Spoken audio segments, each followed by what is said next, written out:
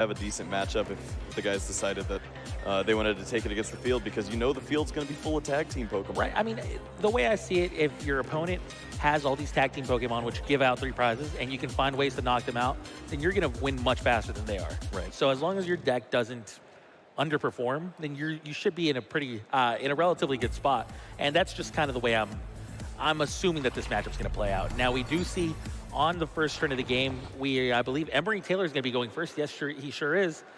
Finds an Ultra Ball. Starts with Pikachu and Zekrom. Tag Team GX.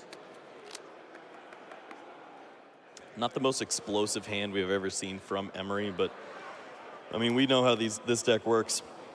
As soon as he gets into the deck and he can start searching out some of these Pokemon, Dedennes and Lilies and all sorts of cards, he can just draw through and see so many cards. Lightning Energies can fly onto the board using that Tapu Koko Prism Star. And Nathaniel, he likes to play a slow, methodical Blacephalon.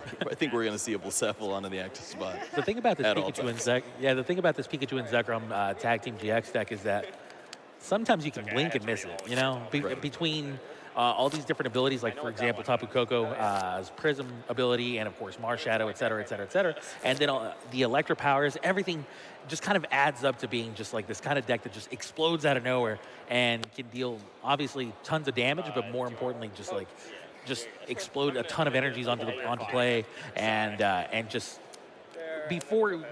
right as you think you've got it, down and out, it just kind of comes back and shows you that it's the most popular deck in the format for a reason. All right, now we see Emery is holding on to a Field Blower. Field Blower is a fantastic card to help get rid of Wishful Baton in a matchup like this, so doesn't want to get rid of that anytime soon. I think I know.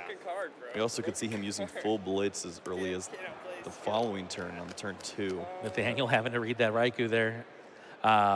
We did see a Lily, by the way, from Emery to draw, I believe, something like 6 cards. Obviously, first turn of the game means you get to draw 8 until you have 8 cards in hand. That's pretty good. Yeah, so we're going to see Emery using that Electromagnetic Radar.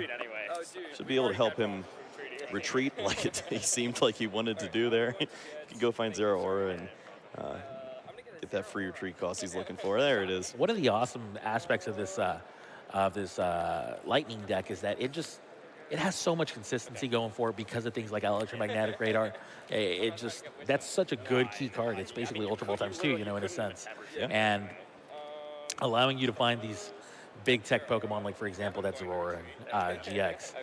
And he does get to retreat for that Raikou GX, thanks to Zorora GX.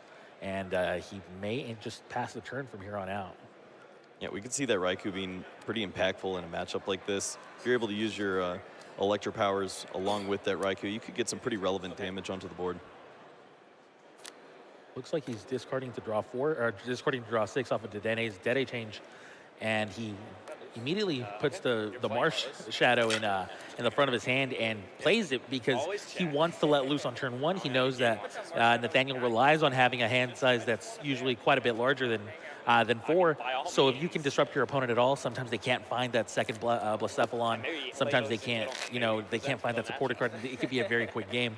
It's a bench space. It's a very key card in your deck. The Marshadow is, but this is one of those spots where you can definitely just steal a game right away. Yeah, I mean, if we see Nathaniel whiff on a Green's Exploration or Nest Balls, he could definitely lose this game right now. It's okay. I always break off a lot. The more I shuffle, the more I break. Now Nathaniel is shuffling, and so is Emery. They're both going to be drawing 4 cards here. Yeah, you can just drink that for the rest. As they. You got to stay refreshed, You have to play optimally, and you can't do that when you're famished. So if you're not getting 8 ounces every hour, what are you doing? Just okay. So Emery, did he actually give Nathaniel an unplayable hand? I saw 3 fire energies. There's a Blacephalon. There's only 1 trainer card in his hand. If it's not a playable one, it's 3 fire energies and. I can't see what, maybe a fiery flame. I thought I saw like a fire crystal maybe. It's a wishful baton. Oh, gosh. Okay, well, that's what happens sometimes. Sometimes Marshadow just gets you. Yep, he's going to go ahead and use a Blazer flip over one of those prize cards, but 10 damage. Oh, man, he's letting loose. All right, so now remember Emery has a full board, has an energy card already in play, and because of Tapu Koko Prism, you can just take your first prize right here with any reasonable draw, and just give Nathaniel one single turn to find a way out of this. This could be a very, very quick game here out of Emery. Yeah, we're seeing Tapu Koko Prism Star. It's going to be able to get those energies Well, there it accelerated is. on the board. The one energy for the Pikachu and Zekrom. Did we see Thunder Mountain in the hand as well? If we did, then that's going to be enough for a full blitz here. That would be Oh, huge. yeah. All right, we do see that Thunder Mountain. That's going to mean a full blitz here. That's going to be a knockout onto that Blacephalon, and 3 energy are going to be coming into play. 1 draw left for Nathaniel. Will Nathaniel find anything to keep him in this game, or will Emery go up 1-0? It all comes down to the draw. It's another fire energy. That's it. Wow. Well, actually, that's not it. That's not true. There is still... There is still a chance, right? Right? No. Oh, man. You never know. Your opponent might pass. Oh, man. Not good, man. Not good of your Nathaniel. That was fast. Yeah. Still something like 65 minutes left on the clock or something. Did that mid-game hydration completely wipe out his Fire-type Pokemon? Was that what we're seeing? Better safe than sorry, but still, it came at a high cost. Oh. All right, Nathaniel down 1-0. Emery 1 game away from making it to the finals. Pikachu and Zekrom Tag Team GX been dominant throughout the weekend. 1 game away from making it into the finals in the Masters division, Kyle. Yep. I mean, there's nothing you can do but smile at this point, honestly, for both players. And Nathaniel can't do anything about that. When you get let loose and your deck only plays 4 Pokemon, it's going to be really hard to survive if you don't find a Greens Exploration. And on the other side, Emery knows exactly what his deck's supposed to do. He got out very aggressive. If that works for him, fantastic. Then he's going to be able to avoid Nathaniel stabilizing. If Nathaniel does stabilize, we have a game. Both players now shuffling up, about to deal their 7-card hands. About to see if Nathaniel can make a match out of this. He will get to go first in the second game, but down a game, you don't feel good if you're Nathaniel, that's for sure, regardless of how hydrated you are. I think going first is super impactful in this matchup. If you're able to get that Greens Exploration and get some Pokemon onto the field, then that Marshadow let loose isn't going to be nearly as impactful. You can start to play a ton of your cards, maybe even get a Fiery Flint off. You can start to thin out the deck so that when you are drawing from that let loose, you actually have some fair cards to draw into, or maybe you buy a little extra time with some Blacephalons to stall in the way. Is that the strategy, just to let loose on turn 1 against Blacephalon? Is that absolutely every time? I would think so. Yeah, you're playing against an opponent that plays so many fire energies or ways to get fire energy that they're very likely to draw hands of 4 cards that just can't go anywhere half the time. I don't know how likely they are to draw hands that have 3 fire energies in them. I mean, yeah, that was unfortunate. That was very unfortunate. 3 fires and a wishful baton, which basically just means more fire. Yeah. But those are the breaks, and that is what can happen. Marshadow just has such an incredibly powerful ability. And remember, this is the last time we're going to see Marshadow in the standard environment. So it's kind of, if you want me to shed a tear, it's not going to happen. You know? I'm sick of this little guy. Well, it's letting you know that he's not going down without a fight. That's true. Taking people down with him. Yeah, let's take one last dub. All right. Emery just finishes shuffling or cutting Nathaniel's deck. Nathaniel Kaplan has to win 2 consecutive games to make it to the finals. Emery just needs 1 more out of these next 2. Remember, Nathaniel tends to mulligan quite a bit with his deck since he only has 4 basic Pokemon. Not unlikely to see them continue this kind of like little routine where Nathaniel just mulligans until he finds one and hopes he doesn't give Emery too many additional cards. Right, and we know that Nathaniel's not playing any way to disrupt the hand over for Emery. Maybe 1 judge, but you're never going to see that judge on the opening turn. So Emery's going to get a pretty big hand on most occasions. We could see Nathaniel shuffling for a few minutes, and if Emery has an opening turn like he did in this first game, we are definitely in for it. Yeah, we were talking before the game started about, kind of theories, theorizing about how the games might go. Obviously, they can go this way, but if they go a little bit longer, then that's when Blacephalon really starts to set up. That's when Blacephalon really starts to show its power level. When it starts to deal 300 damage, and knocks out that Pikachu and Zekrom GX that just took over the game here for Emery in game 1.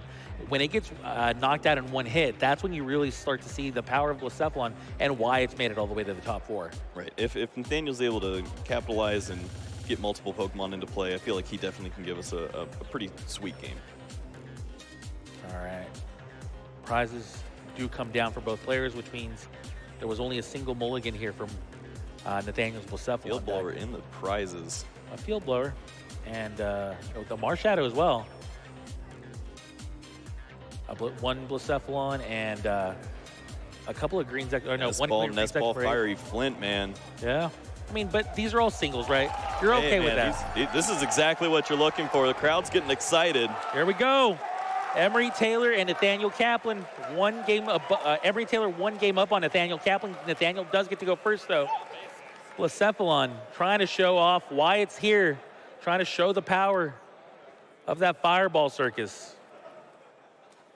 The power of Welder. Yeah.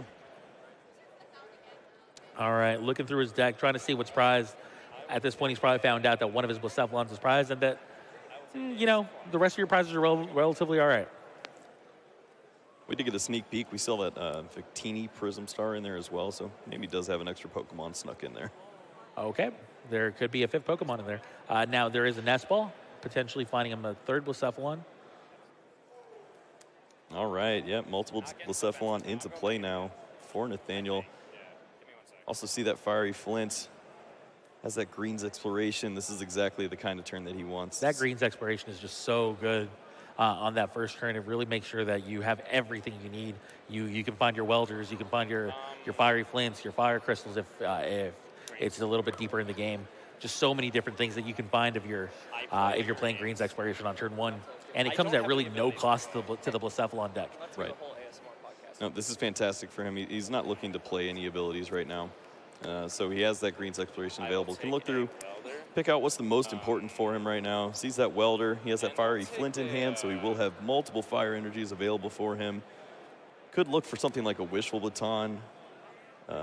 Sure. Yeah, Wishful Baton's nice too. Thinking about a second Fiery Flint, which is actually pretty smart when you're playing against a Marshadow deck. If you can get all these fires into the discard pile, you know exactly where they are. You're not going to draw into them off the let loose.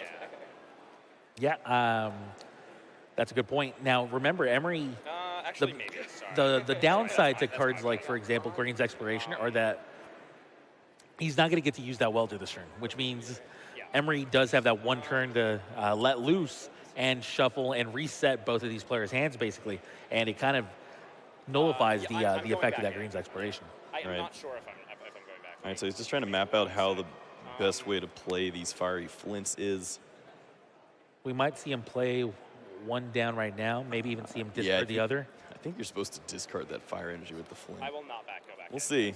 Well, that might mean that he's probably not playing the Fiery Flint. Seems to be that way, as he was debating playing it and then chose to actually play his fire energy and finish shuffling his deck, which means he's not planning on going back in with that Fiery Flint. Yeah, I'm honestly not sure how I feel about that. That's the end of the turn. So now an electromagnetic radar drawn from Emery. We see that Marshadow already in his hand. You have to believe that's a part of his plan. Try to say that fast. Electromagnetic. Thank you. All right, electromagnetic radar is played before the Marshadow.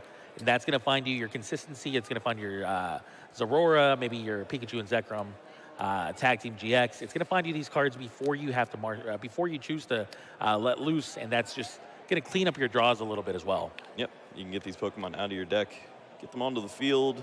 Maybe Tapu Koko Prism Star. Looking to see what else he wants. Already has Dedenne in hand. Looks like he's just content right now with this Marshadow let loose. And this is where I didn't agree with what Nathaniel did. He could have got some Fires energies into his discard pile on this previous turn. Instead, he's just going to shuffle in exactly what he got off that Green's Exploration. That card essentially did nothing for him. Yep, we see how Marshadow just kind of like the bane of the Green's Exploration existence. But, this time around, Nathaniel got to go first, which means he got to get a couple of Blacephalons in his bench, and that's going to mean all the difference here. It's not only going to clean up the draws a tiny bit, but it's also going to give him additional turns to draw out of this let loose. I fully expect to see a different result than just a quick victory from Emery here, unless, of course, Mars Shadow just does it again. All right, we're going to see. Here we go. Let loose. What do we get to see here? We see a Guzma in Emery's hand, as well as an Ultra Ball. I think I saw a Welder as well, but no fire energies just yet. Yep. And Emery drawing pretty hot. Found that Ultra Ball. He's going to be able to find that Dedenne if he doesn't already have it in hand. Part of that. Oh, also lined up that Tapu Lele for the Lily, too. That's fantastic. I think he has a single card in his hand right now. Yep. So going to be able to draw 7 cards off of that Lily. Emery just kind of like smiling sheepishly, saying, I know. This is kind of lucky, right? This deck's pretty good, right? That's what it's in the deck for. All right. Get to draw 7 cards here off of Lily. I could have made it 8, but I was like, you know, You know, sometimes the deck just performs the way it's supposed to perform, and that's when you just feel pretty good about being in the top 4 at that point. Now, there's that single lightning energy. So we see second Electropower. So if an energy is able to get to that Zapdos, we're going to see a knockout on this Blacephalon. Actually, Well, he doesn't even need it because with of that Thunder Mountain. Yep. Yep, so that is going to be a knockout onto the Blacephalon. So single prize, the very first prize taken here by Emery. And now Nathaniel looking to see if he can... Oh, there's a Fire Crystal, not the Fiery Flint. even finds that and has no fires in his discard pile. There's an pile. Acrobike, though. There's a couple of them. All right. One into the discard pile, the other one into the hand, so that now means that you can Welder without having to play additional cards, but instead going to play another Acrobike. I think it's a Pokegear and a Fire Energy. Yeah, Pokegear's a nice find here. You could get the Pokegear and then let your Fire Crystal find you 2 fires instead. Yeah, looks like he's just deciding what's the best way to play this because he has that Welder in hand already. Yeah, chooses to get the Pokegear, discards the other Fire Energy, and now the Pokegear going to look at the top 7. Will he find something better than Welder, or will he just find a second Welder? I don't even think there's anything better than Welder in this spot, by the way. Well, he finds greens, which is a nice backup plan. Right. Well, that could be the supporter you play on the following turn. Okay. No, choosing to play it this turn. Has a different strategy than the one we had in mind. Green's Exploration can find you any trainer card in your deck, actually any 2 trainers in your deck. Which 2 trainers will Nathaniel go for? Well, he liked Fiery Flint last time, so maybe he gets some use out of it here. Sure. You don't have to use Fire Crystal that way. I'll take... Looks like he might be going for Fiery Flint and Rescue Stretcher. Yep. Of course, you only have access to 4 Blacephalon total.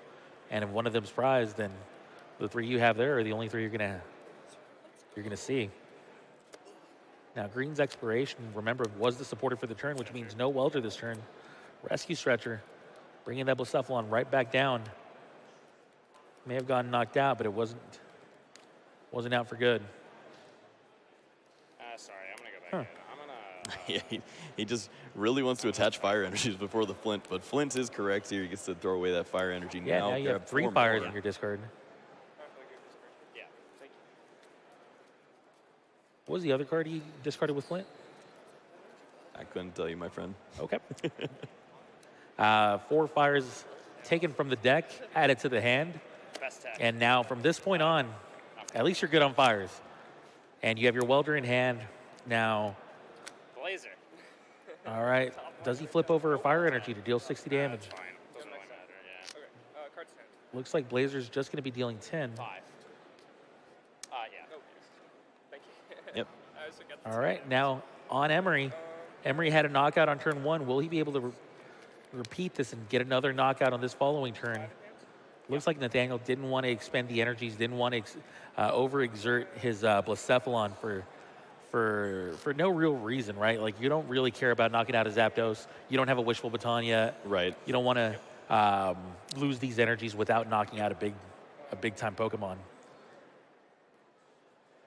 Now, Zapdos has lightning energy attached to it, and it's going to give him for that free retreat going to cost. allow him to retreat for free, and Raikou gets promoted. Okay, it does 30, and you attach an energy from a discard to one of your Pokemon. Yep, Right. so Alright.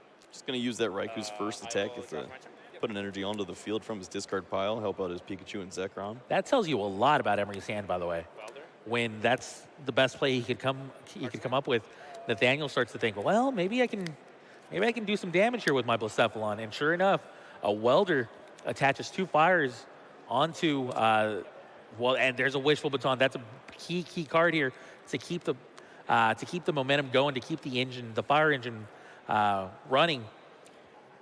Nathaniel now eyeing down the 3 fire energies in his discard pile, meaning he's thinking about playing a fire crystal here. Yep. Instead, he plays energy retrieval. Yep. If you can get 2, and you only need 2, just get 2. Down, he finds 2. He hasn't discarded 2. Still wants to knock out this Raikou. 3. Right, he wants to knock out this Raikou, so he's going to want to discard 3. But instead, he's going to discard 2 to play a Fiery Flint and find 4 total fire energies from his deck. We see how he's using these fire energies to the maximum potential here instead of just using them to attack. Right. When you're playing against big tag team Pokemon, you could start to be a little more lenient with the way that you're using your fire energies. Throwing them in the discard pile, not necessarily a bad thing at all. He knows that when he needs to find them, he'll have them to take those big knockouts, those 3 prize knockouts for that he's going to need. Sure. This Blacephalon deck seems extremely difficult to play when it comes down to your how you expend your resources with your fire energies. Each fire energy is essentially worth 50 damage. But a Fireball Circus for 150 damage will knock out that Raikou, and that means that Nathaniel is going to tie things up at 5 prizes apiece. But now here comes big Pikachu and Zekrom Tag Team GX. Will they avenge the fallen Raikou? I feel like the most awkward piece of this Looks game like, so far there's for a Dedenne. Emery has been the fact that he has not found his Tapu Koko Prism Star. Sure, and Dedenne does discard something like 5 cards to draw him 6 new ones.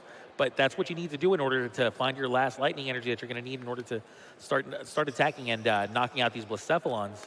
Okay. Now, 2 lightnings get discarded for an Ultra Ball, but he still has another one left in hand. And he will start to get this engine going thanks to this Thunder Mountain. Yep, he can just attach that energy for the turn to the active Pokemon and then start to fuel up some of his Pokemon.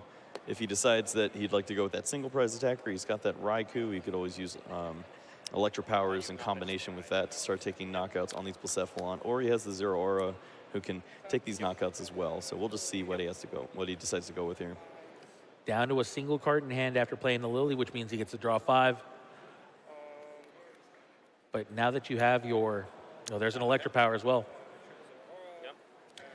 And that means that the Zapdos is going to be the Pokemon that gets to get the knockout. That's pretty important, Kyle. Yeah, the Zapdos is a pretty good Pokemon to take this knockout with. It's not too impactful to your board if it is to be knocked out.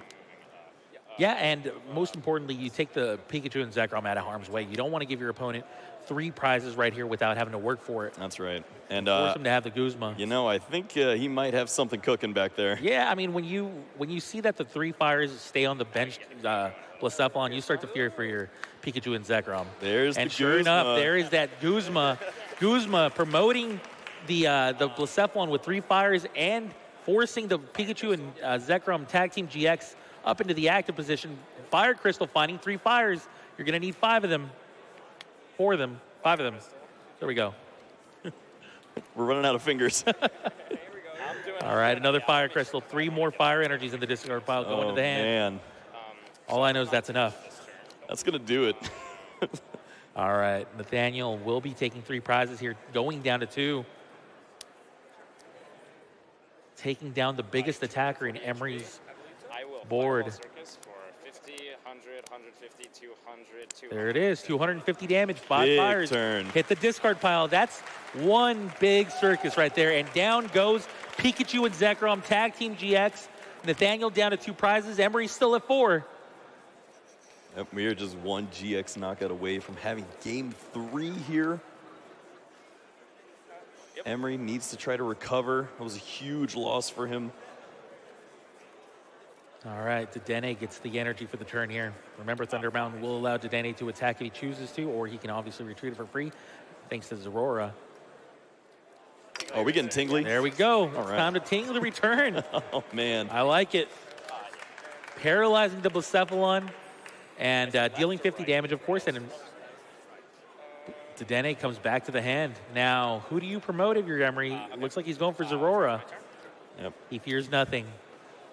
Remember, Zorora would be the end of the game if Nathaniel could knock it out. But with Blacephalon paralyzed, it's looking difficult. We're going to see that greens come down.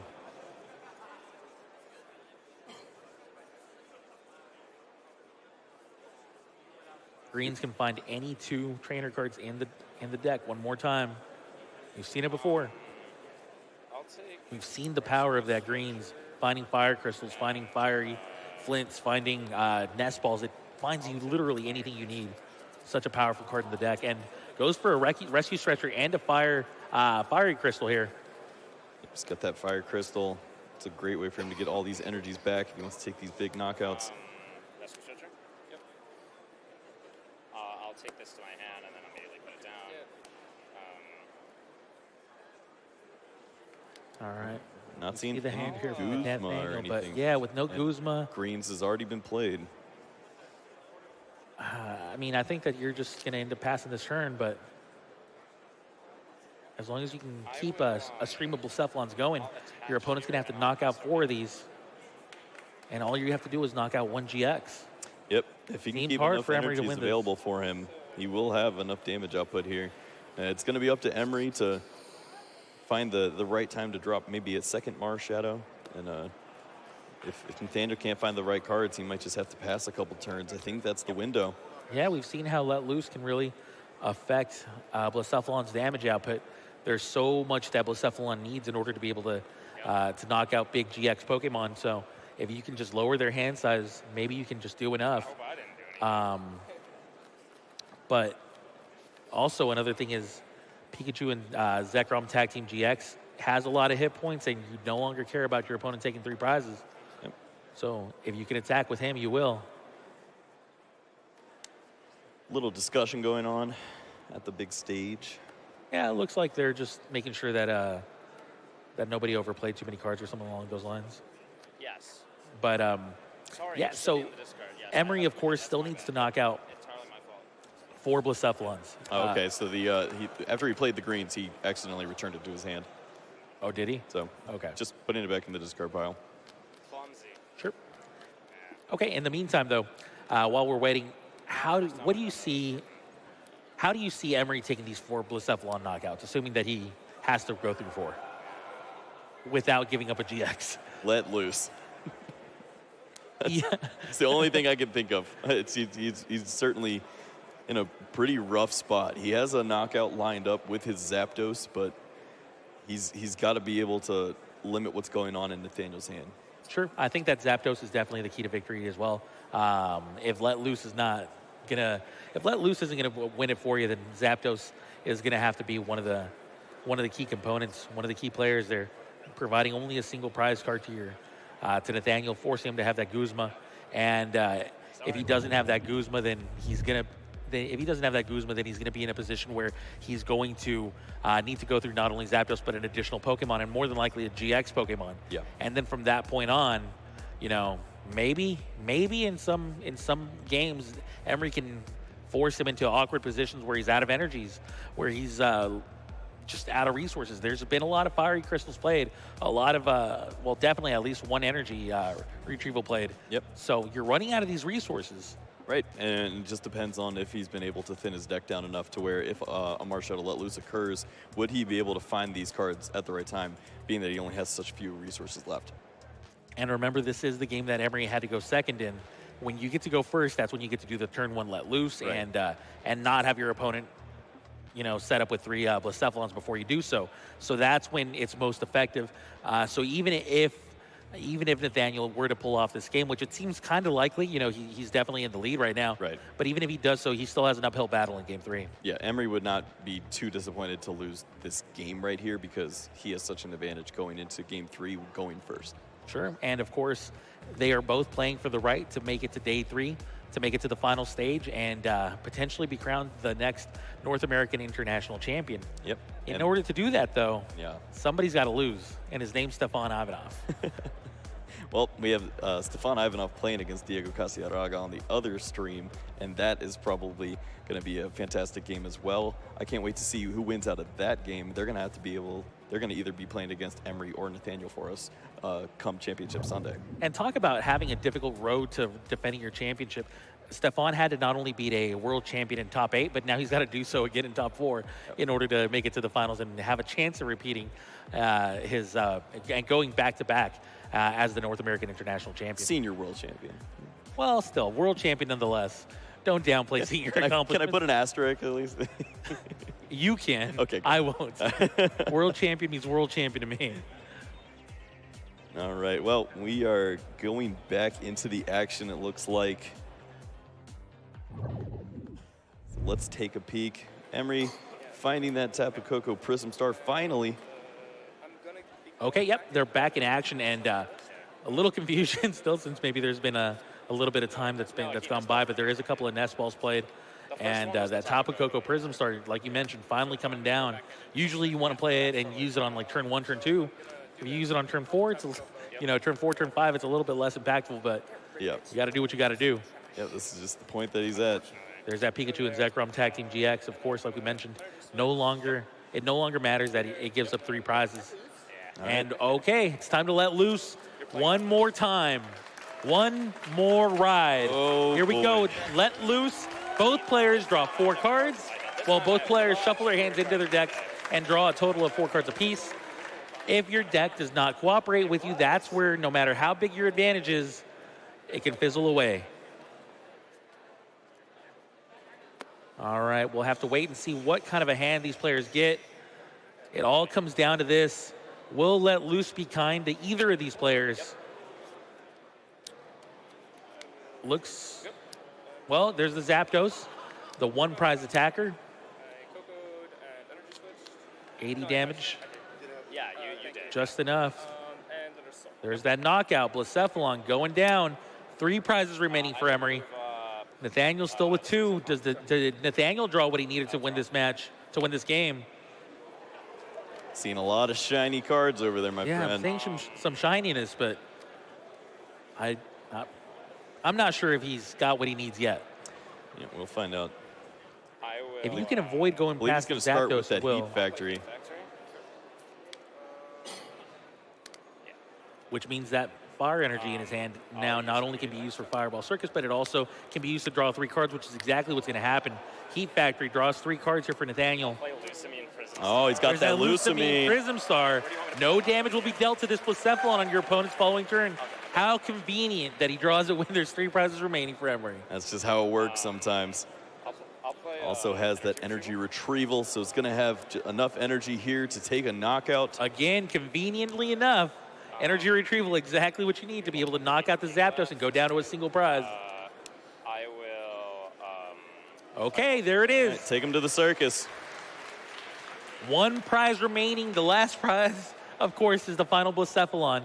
But did he expend all of his resources? Does he have anything left? Well, it looks like there's a Fiery Flint, but there's that Pikachu and Zekrom Tag Team GX. All right, just sends up his biggest Pokemon and says, you don't have enough energies.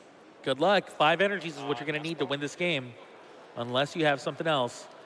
We see a Fiery Flint in Nathaniel's hand, but I didn't take a great look at it outside of that. I'll take nothing. Yep. Doesn't want to grab anything there. I don't think he even has anything left for him. Yeah, I didn't see any fires left in the deck. If he would have had even a single fire, that would have been drawing 3 more cards and finding potentially some fire crystals. Even Did I not shuffle properly? Green's Exploration may be able to give him enough here. Wait, I'm so confused. Either way, he still has something like a 5-card hand. Yep, he does have a few more item cards he can play before he uses that Pokegear in his hand. Nathaniel, I believe, contemplating what his options are. It's a critical turn. It really is a critical turn. You only have a single prize left. Like if you can find a Guzma and just Guzma up a Marshadow, that's going to be an easy knockout, assuming you can find a Fire Crystal. If not, you're going to have to go through Big Boy over here. Big Boy. All right. 5 Fire Energies is not easy to pull off at this stage in the game, especially after letting loose. So 1, 2, 3, 4, 5. Nathaniel I'm gonna take a look at yours too. still contemplating. These judges are speaking amongst themselves, making sure that everybody's following the rules. And oh man, This is close. This is really close, Kyle. It really is. I can really feel the tension. It's going to come down to the Pokegear, I believe. The Pokegear would ideally find greens. Yeah, if he can find greens and he still has some of the item cards available, he could maybe get to that 5 that he needs. Yeah, I could theoretically have like a combination of fire crystals and energy retrievals. Yep. Okay, that was not intentional. Well, Blacephalon does have that 2 retreat cost, so maybe getting out of the active spot could be a little tougher, but in combination with Heat Factory, if he was able to find some fire energies, maybe he could draw into even more ways to find fire energies and get himself that huge knockout on a Pikachu and Zekrom, actually taking 8 prize cards this game. That'd be wild to see. The non-GX Blacephalon, just such a powerful, powerful card. You know, Blacephalon GX has had a ton of success, but we're finally seeing that you don't need to necessarily be a GX Pokemon in order to enjoy success at the highest stages of the game. Yep, so just discussing some insufficient shuffling. I mean, the greens was obviously a clear mistake. Okay, yeah, I mean, that's also one thing that you want to make sure that the players do is randomize their decks. I understand that time is a factor, but at the same time, you want to make sure that you maintain the integrity of the game. Right. I think he has that second nest ball that he was going to play anyways, but of course, as soon as you put the deck down there, you should have that nicely shuffled. And these are important things to keep in mind, you know, at the greatest stages, in top 4 when you're in the main stage and it's being streamed. Then you want to make sure that you set a good example. And the best example is to make sure that everybody randomizes to the point where it's sufficient and everybody plays by the rules. Yep. Rules are there so that you can play the game fairly and have fun. If you were Kenny to my side, you would have said something completely different. Rules were made to be broken is exactly. Absolutely not. Follow those rules, kids. Good man, good man. So Kyle, with a single prize remaining, even though he's running really low on resources and he still has to get a little lucky with, say, for example, Pokegear, you have to believe he's still the favorite, right? Yeah. If you can find something off of this Pokegear, I feel like he's in a fantastic spot. If not, however, I don't know if his hand can really keep up. He may not have enough to handle this Pikachu and Zekrom. So if he doesn't find anything off this Pokegear and his top deck isn't live, I don't know if he can win this game. No, I mean, I agree. He's definitely not a lock to win the game by any means. A lot can go wrong if you're in Nathaniel's spot, but at the same time, a lot can go right. Yeah. So it's a really interesting spot. I think he has some outs to win the game this turn for sure. Sure. The tension's high, man. The tension is really high. I'm not lying when I say I can truly feel it in the tip of my fingers. Anything can happen, and it's just a matter of what's awaiting in the top of the deck. Yep. We'll just have to see soon enough. And remember that Heat Factory could be significant if you find, say, just a fire crystal, right? It's not enough on its own, but that does mean that you're going to get 3 additional draws. Right, and he could run into the other energy retrievals in his deck, other fire crystals. So there's a lot of cards that he could run into that could help him out here. You know, I kind of like that we're playing this one, flying a little bit blind on this one, and we don't actually have the deck list in front of us. We don't know exactly how many energy retrievals, for example, he's playing. Guess along with us. It's fun. You know, better than caster vision, I'll tell you that much. Yep. A little bit more nerve-wracking, too. Oh, makes it fun. Sure. I mean, it sure does. Now, with both Marshadows played, too, assuming there's no knockout here from Nathaniel, but he sets himself up to potentially win on the following turn, that's going to put a ton of pressure on Emery to maximize his turn, potentially Guzma out the Blacephalon with the extra energy on it, things like that. So if Emery is given an additional turn, then things can definitely go his way still. It's really up to Nathaniel to win this game on this turn. Otherwise, he could be the underdog. Yeah, I think the clock's ticking for Nathaniel. If Emery even has a Guzma to take out the energy to Blacephalon, that means that Nathaniel's going to have to find even more pieces to make this knockout occur. Sure, looks like things are resolving pretty soon. They're at this point now just letting both players know what's going to happen, and I'm sure that we'll get a little bit more information as soon as we can. But in the meantime, we will be resuming very, very shortly, and I, for one, can't wait.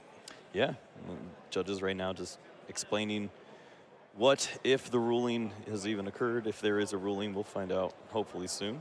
And remember, guys, we are streaming on both the main stage and the Pokemon trading card game stage as well. So for those of you watching at home and you want to keep track of not only this game, but the game, the other top 4 match still going, you're more than welcome to do so. We have both streams going on at the exact same time, so both players, so we can be aware of which 2 players are going to be moving on to the finals. We are not we're not going to just show you one of these matches and not the other. Right. Remember, at the end of the night, we're going to be down to 2, and then those 2 are going to play out. Yep. Tomorrow morning. Stefan Ivanov and Diego Casiraga in a pretty sweet game right now. They're actually in game 3. It looks like they just started too. So excited to see who comes out on top there and who's going to join us on the championship stage tomorrow morning. Yeah, they could very well be 2 of the top 10 players in the game right now. I think that it's absolutely. Yeah, I don't think it's a stretch to say something along those lines. Yep. So that's definitely a treat to watch. Of course, this match is a treat to watch as well, as we have Blacephalon, a deck that people did not expect to see performing at such a high level, entering into this weekend, and of course Pikachu and Zekrom Tag Team GX. Pikachu and Zekrom Tag Team GX being the big deck of the weekend. And yeah, like I mentioned, the non-GX Blacephalon is kind of the star of this weekend, right? We're seeing the GX Blacephalon on the screen, but that's because that's been the star up until now. Yeah. That's been the Blacephalon that gets all the attention. It's the Blacephalon that won Madison Regionals, for example. But this one's showing that it can also perform at the highest levels. Are you ready for a whirlwind? Yes, I am. So, from what I see, a double prize penalty has been issued, which means that whoever takes the next prize here wins the game. So Nathaniel needs to win on this turn because there is an almost guaranteed knockout coming from Emery on the following turn. Okay, I mean, I get it. There's got to be a penalty that's established. It makes total sense, and I'm all for that. I'm all for that ruling. Now, what that means is there's even more tension. There's even more pressure. Yeah. And there is absolutely no backing down now. At this point, the top of your deck has to be kind of your Nathaniel. Now, of course, Nathaniel, well within his rights to dispute it, and I'm sure he is, and that's probably why we're taking a little bit longer. I'm sure he's making his case and explaining the situation, but at the same time, if that's the ruling that's issued and it does stick, then it makes sense, and we'll get to see a single prize remaining for both players. Yeah, golden goal, man. I know you love this stuff. This is scary because both players are right on the cusp. They're so close to the championship game, and we have this ruling come into play. Of course, you have to dispute it because this is your tournament life on the line. You've been playing all day yesterday as well. How many rounds are we talking? 15 rounds? Yeah, this is the 15. Well, that was the 15th plus round. top 8, 16, 17. We're getting way up there. So after all these games of Pokemon, it's come down to this. Well, we're going to keep you on the edge of your seats as well because when we come back, it's just going to be that one prize left. Yeah, anything can happen in the game of Pokemon as we're seeing here. And of course, like I said, there is that other match going at the same time. Remember, both of these players are fighting for the right to make it to the finals. The finals start at 9 a.m. tomorrow morning, yep. And that starts with juniors finals. Of course, we have 3 different age divisions in the Pokemon trading card game. After the juniors finals, we're going to the seniors, followed by Masters, which is exactly the division that we're watching right now. The Masters division, we're the adults, the grown-ups, playing at the highest levels of the game. We're grown-ups? When did this happen? Legally. Oh, good. Okay. I'm like, I still play the Pokemon trading card game, man. Hold up. I can drive a car. I can play Pokemon at the highest levels, apparently.